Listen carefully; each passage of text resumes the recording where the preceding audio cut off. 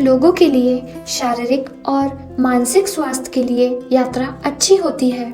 लोग ब्रेक, काम, छुट्टियों और अन्य कारणों से यात्रा करना पसंद करते हैं, पर तब तक कि ये यात्रा सुविधाजनक हो, अब रिमोट काम करने की अवधारणा भी है, जहां कर्मचारी दुनिया के एक हिस्से में एक कंपनी के लिए काम दुनिया के किसी अन्य हिस्से के कार्यालय में बैठकर काम कर सकते हैं। पिछली शताब्दियों में लोगों को भूमि और समुद्र की महान दूरी पर जहाज या रेल से यात्रा करना पड़ता था। कई बार फिर भी कभी घर देखना नसीब न होता था। आज यात्रा हर किसी के लिए काफी सुविधाजनक हो चुकी है। आप दुनिया के किसी भी हिस्से में एक दिन के समय में पहुंच सकते हैं। आप आसानी से प्लेन में सफर कर सकते हैं, जिसके लिए दो मुख्य दस्तावेजों की आवश्यकता होती है। पहला आपका व्यक्तिगत पासपोर्ट और दूसरा उस देश का वीजा होना चाहिए। प्रत्येक व्यक्ति के पास अपना पासपोर्ट होना चाहिए। पासपोर्ट प्लेन में सफर करने के लिए अनिवार्य होता है। पासपोर्ट को पहचान प्रमाण के रूप में भी देखा जाता है, क्योंकि पासपोर्ट बनाने के लिए व्यक्तिगत विवरण, स्कैन और बायोमेट्रिक जानकारी, पुलिस और दस्तावेजी सत्यापन की जानकारी की आवश्यकता होती है। पासपोर्ट के लिए विभिन्न जांचों और उपायों के साथ कई दस्तावेजों को भरना होता है। सत्यापन और सामग्री की जांच भी जरूरी होती है।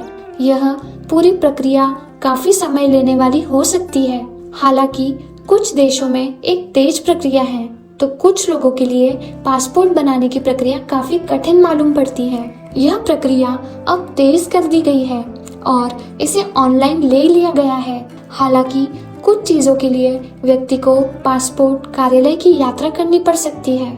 तो आइए हम जानते हैं कि पासपोर्ट आवेदन प्रक्रिया की प्रणाली में क्या सुधार हुआ है। पहले पासपोर्ट आवेदन के लिए आवेदक को फॉर्म भरने के लिए पासपोर्ट कार्यालय की यात्रा करनी पड़ती थी। फिर उन्हें फॉर्म भरने के लिए और सहायक दस्तावेज इकट्ठा करने के लिए घर वापस जाना पड़ता था। अब सभी पासपोर्ट आवेदन फॉर्म ऑनलाइन उपलब्ध हैं, जिसे लोग घर बैठे जब चाहें डाउनलोड कर सकते हैं। वे घर बैठे ही जरूरी सहायक दस्तावेजों को भी इकट्ठा कर सकते हैं। यह पूरी यात्रा को बचाता है, जो कुछ लोगों के लिए महत्वपूर्ण है, जो पासपोर्ट कार्यालय के करीब न रहते हों। आमतौर पर सभी दस्तावेजों को पासपोर्ट कार्यालय में जमा करना होता था और कार्यालय के कर्मचारी आपके दस्तावेजों को सत्यापित करने के बाद आपको फिर से वापस आने की तिथि बता देते थे। अब पूरी प्रक्रिया उनके अंत में होती है।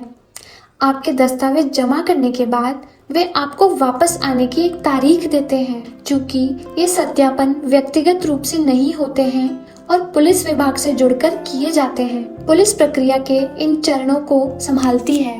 पासपोर्ट कार्यालय उंगलियों के निशान और अन्य बायोमेट्रिक जानकारी भी संभालता है, जिससे आवेदक की एक और यात्रा बचती है।